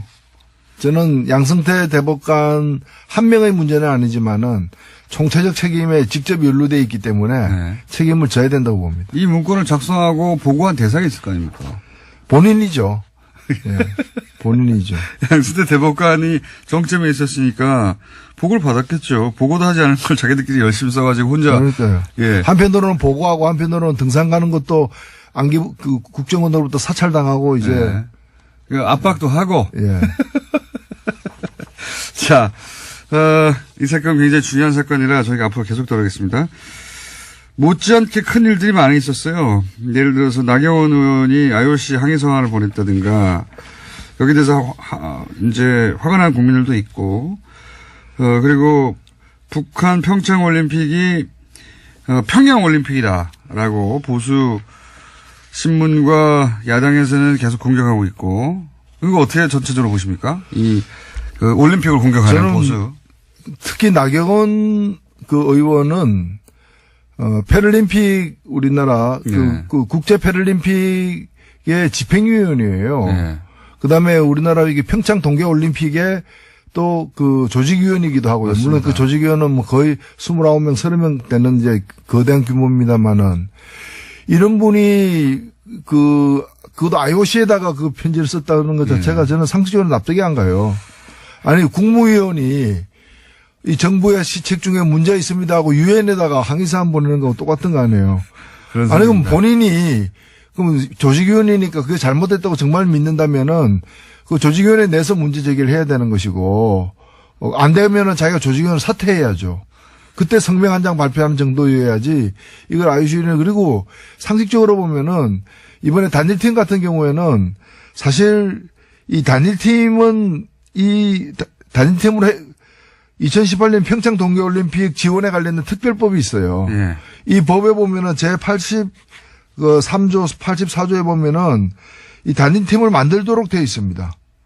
그거가. 근데 이 법을 누가 처음에 제안했느냐? 그러니까요. 권성동 의원. 예. 그다음에 또 다른 당시에 그 새누리당 의원들이 두 개의 법안을 냈는데 둘 다 이게 들어가 있어요. 그러니까 자기들이 만든 법이에요. 맞습니다. 2011년에. 2011년에. 이명박 전 대통령 때. 예. 자기들이 내서 자기들이 만든 법에 의해서 지금 시행되고 있는 거예요. 갑자기 나온 게 아니라. 예. 그런데 그걸 가지고 마치 그것 때문에 평양 그리고 이 정도 되면요. 나경원 의원 정도의 지위라면은 자기가 여자 하키 선수들 만나야 돼요. 만나가지고 정말 그 수년 동안 땀 흘려 그 노력했을 텐데 출전 기회나 시간이 조금 줄어들게 되어서 너무 얼마나 가슴 아프냐. 정말 미안하다. 그러나 더 크게 보자. 이 올림픽이 어떤 올림픽이냐. 지금 전쟁 중에 벌어지는 휴전과 같은 올림픽이다. 이걸 통해 가지고 우리 그 선수들 엄마 아버지 그 국민들을 좀 더 평화에 1mm라도 접근하는 계기가 되면 그게 더 큰 의미 있잖아요. 자기가 좀 달래고 맞습니다. 대책에 대해서 강구하겠다 뭐 이런 식으로 해야 될 사람이 제가 볼 때는 다른 정신은 어떤지 몰라도 올림픽 정신이 없어요. 네. 이분이 그 집행 IOC 위원인데도 올림픽 정신이 없는 결여된 현저하게 결연된. 네. 나경원 의원은 내일 저희 방송에 또 나오시기 때문에 직접 또 얘기하죠. 올림픽 정신은 없습니다. 평화, 올림픽 정신이 추구하는 게 평화예요. 그리고 평양 올림픽이 뭡니까? 아니 뭐 평양에 무슨 컴플렉스가 있어요? 그런 식이면은 올림픽이 평양 올림픽으로 변질됐다. 그럼 뭐 음식이 완전히 뭐 그럼 평양 냉면도 문제 삼아야지. 왜 냉면은 다 평양 아니면 함흥이냐? 뭐 서울냉면, 수원냉면은 왜 없느냐? 대한요식협회에다가 이거 완전히 뭐 정치적으로 중립이 깨진 거 아니냐 이렇게 항의를 해야지. 식당마다 가면서. 저도 체제선전이라는 말도 웃깁니다, 사실. 우리 강릉이랑 서울에서 공연 몇 번 하는 거하고 북한 전역에 지금 남한 올림픽이 중계되는 거하고 체제선전으로 따지면 비교할 수도 없죠. 예? 그리고 이 88 서울 올림픽 때는요. 네. 그 북한에서 공동 개최를 요구했어요. 맞습니다. 안 받아들여지니까 아예 불참해 버렸어요. 예. 이번에는 주체가 누굽니까? 대한민국 아닙니까? 네네. 여기에 북한이 그냥 들어오는 거잖아요.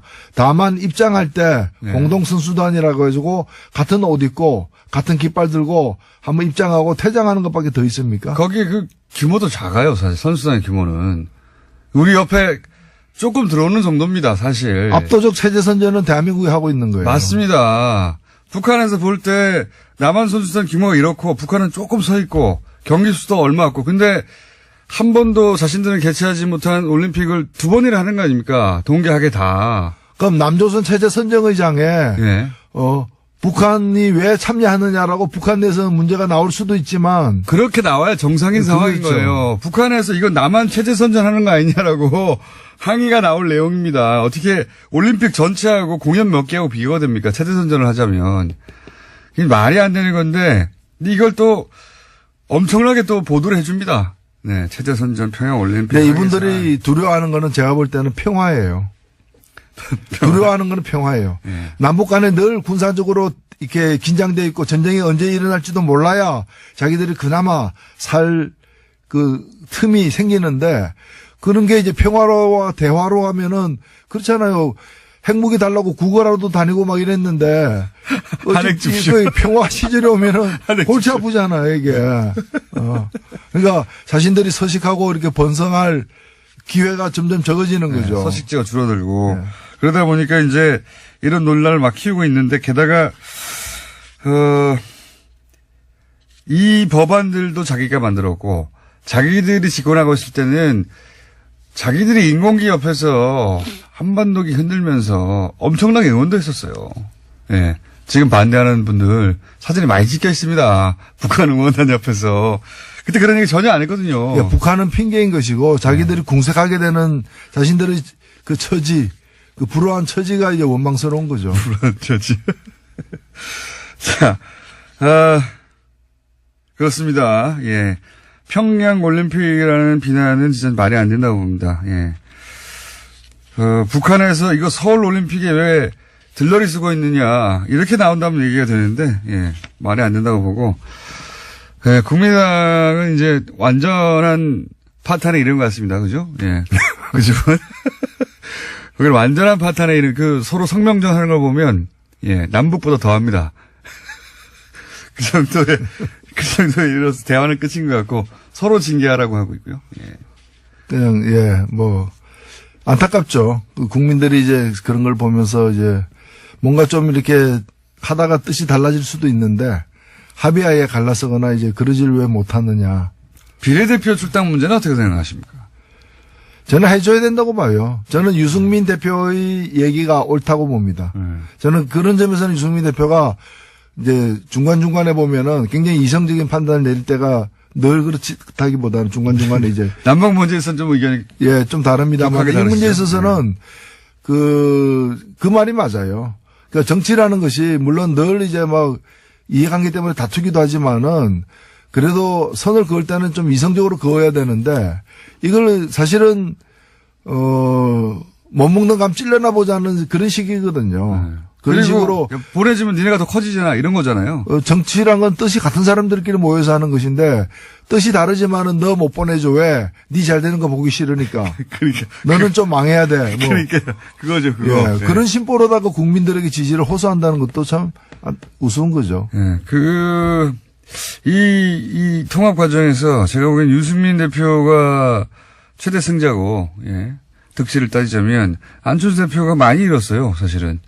민심도 많이 잃었고 과정 중에 일처리 과정 중에서도 안철수 대표가 주도하고 그렇게 원한 건데 정작 본인은 그 혜택을 입기는커녕 피해를 가장 많이 당한 스스로 입은 거죠. 뭐 자초한 거긴 합니다만 그렇게 결론 현재까지는 나오고 있는 상황인 것 같고 시간이 다 됐네요. 혹시 요 정계 개편 가운데 정의당이 혹시 어느 쪽과 이렇게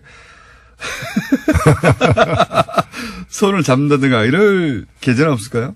예, 뭐 정의당이 어렵긴 하지만 네. 경직돼 있지는 않습니다. 유연하게 개방적으로 관계를 맺을 거고요. 뜻이 같은 부분들하고는 연대도 하고 정책 추진도 함께 할 수 있고요. 그러나 지금 얘기되고 있는 공동교섭단체 같은 것은 그걸 통해서 국고지원금 좀 더 많이 받고 국회 내에서 무슨 이렇게 기회나 이런 권력을 배분할 때 좀 더 좋은 조건이 되는 것 말고는, 우리 국민들 앞에 같이 해야 될 이유를 설명하기가 쉽지가 않다는 점에서 저는 사랑을 하지 않으면서 결혼하는 거 있죠. 비자를 얻거나 뭐 국적을 얻거나 그런 걸 우리가 뭐라고 그럽니까? 위장 결혼이잖아요. 네. 국민 앞에 위장하는 일은 없을 것입니다. 그래요. 네. 그런 얘기도 일각에서 있길래 이제 저쪽에서 뭐 말아봐 15석이나 그 정도 된다고 하면 정의당과 같이 이렇게 그리고 지금은 또 그런 셈법을 할 때도 아니지 않습니까? 지금은 각자 자기 세력을 잘 이렇게 보존해서 국민들 앞에 당당하게 임해야 될 때라고 봅니다. 알겠습니다. 예. 이런 얘기가 정의당 내부에서도 있긴 있습니까 혹시? 외부에서 이제 관찰자들이 그런 얘기를 하는데. 예, 정의당 내에서는 뭐 어제도 저희가 회의를 했습니다마는 네. 이런 문제 제기가 바깥에서도 나오는데 한번 토의해보자. 네. 이런 얘기하는 분들이 없어요. 전부 다 뭐 파리바게트가 어떻고 최저임금이 어떻고 민생 문제 이런 데만 관심이 있어서 예. 예. 네, 이게 좀 저희들이 바쁩니다, 사실. 예. 여기까지 하겠습니다. 정의당의 노회찬 원내대표였습니다. 감사합니다. 예. 보수단체는 평양냉면 못 먹게 합시다. 삼권 분립이나 삼권 합의체였군요.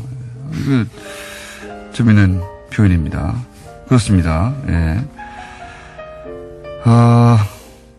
근데 왜 이정열 전 판사님은 변호사 대신에 사무장하고 계신가요? 예. 언제 한번 제가 말할 수 있는데 직접 이정열 전 판사님에게 기회를 드리겠습니다. 방송 중에. 예. 법원에서 쫓겨났죠? 자, 네이버에서는 평화올림픽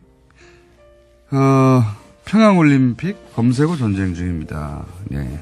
네이버 요새 한참 여러 가지 문제로 논란이 되고 있죠. 예.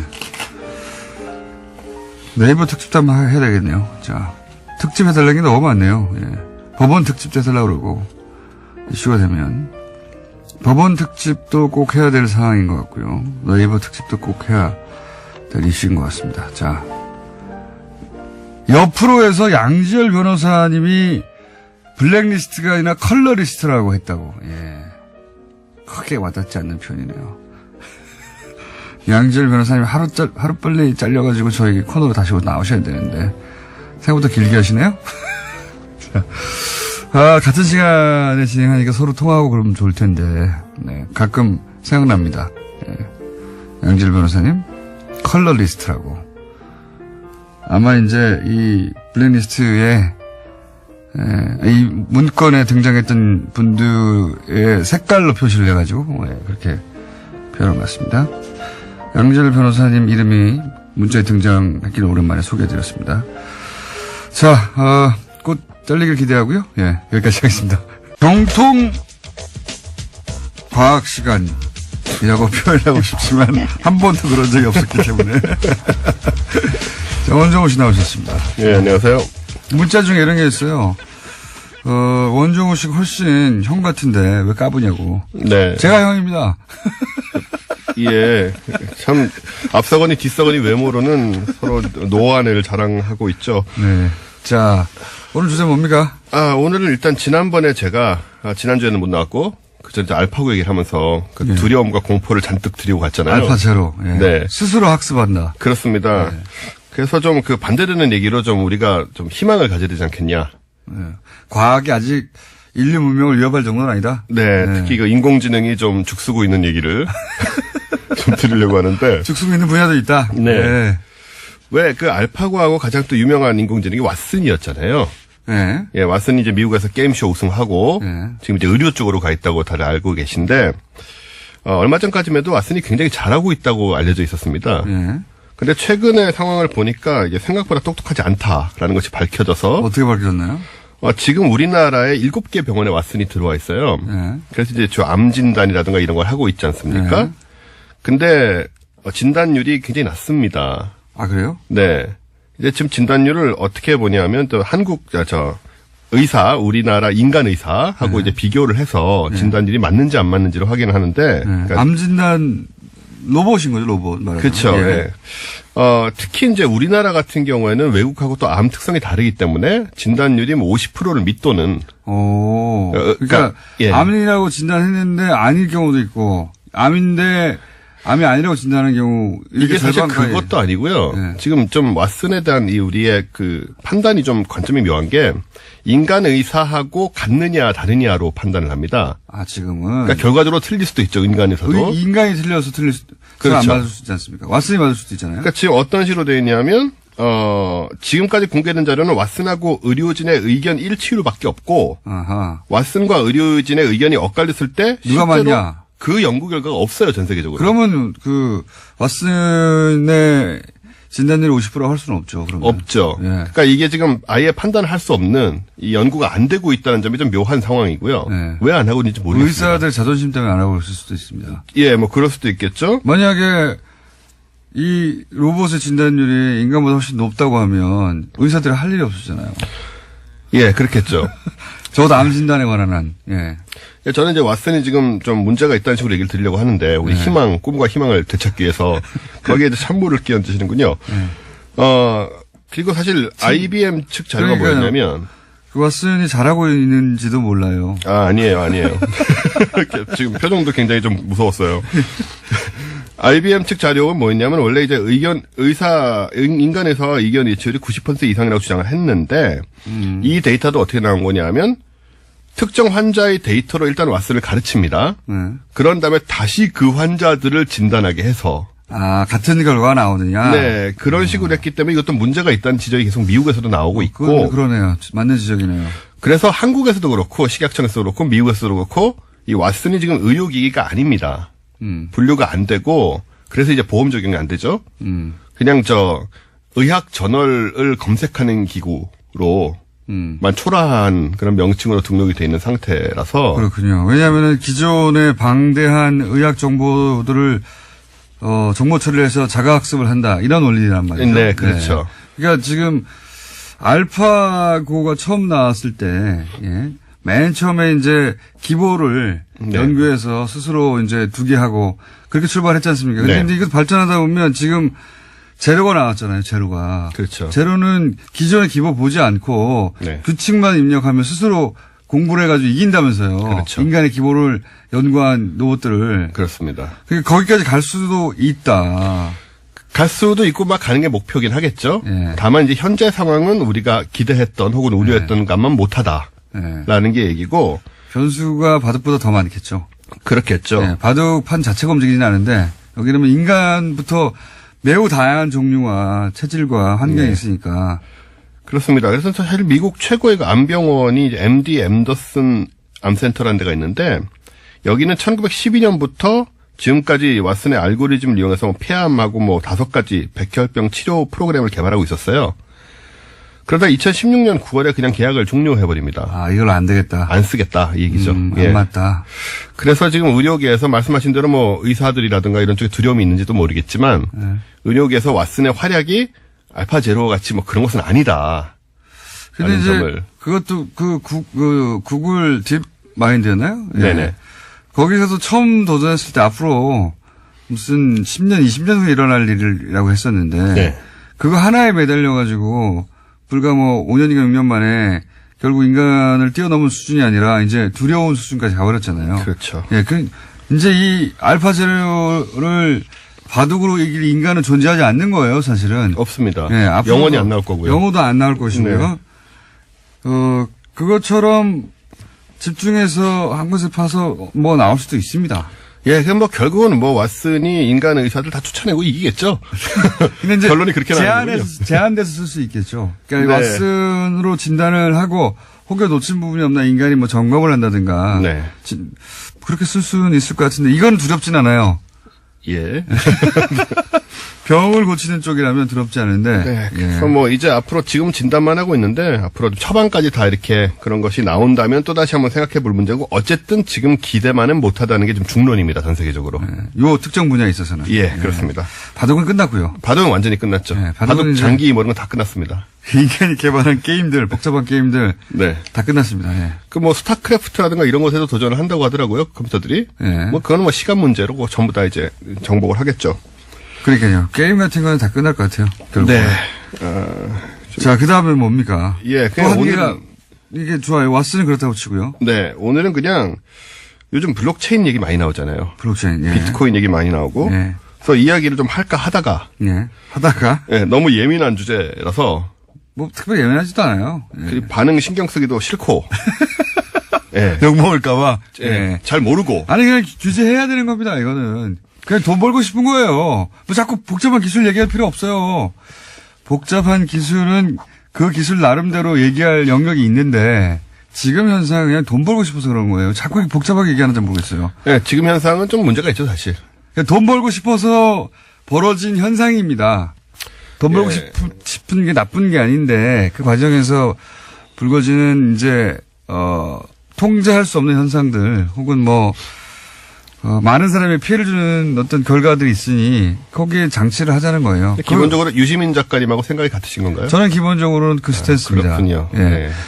블록체인의 기술에 대해서는 유시민 작가보다는 좀 더 긍정적으로 생각하는데, 네. 예. 기본적으로는 지금 현상은 그런 현상이다. 네. 예. 네, 그래서 어쨌든 그 얘기 안 하려고요. 네, 더 깊이 들어가지 않고 저는 딴 얘기로 넘어가겠습니다. 네. 그냥 올해 이제 새로 시작을 했으니까 이제 올해 새로 등장하는 뭐 기술적인 접근들.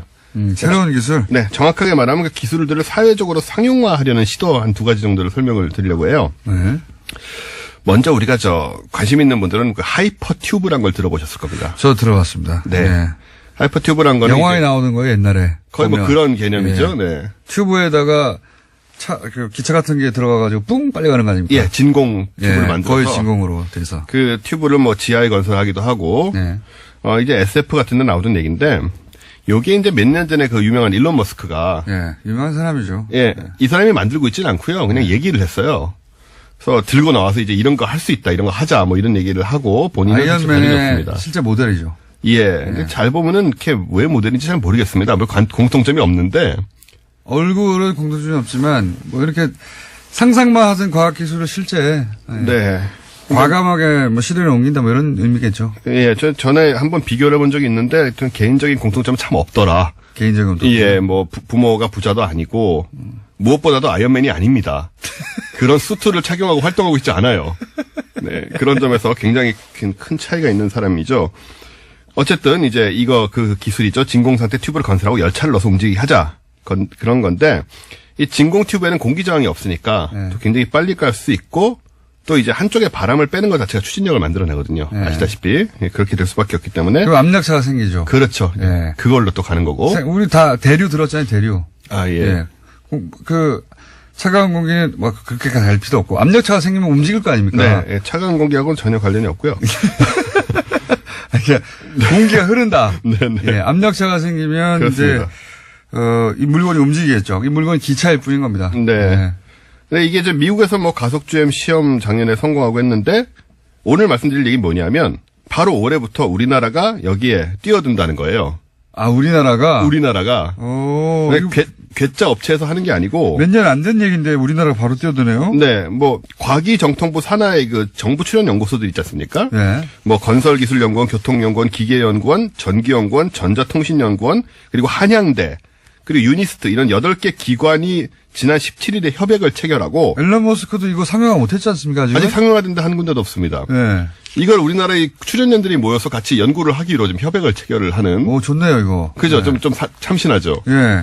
이거 보통 이제 다른 나라에 나오고 나서 우리는 저런 거 못하나 그랬었는데. 네.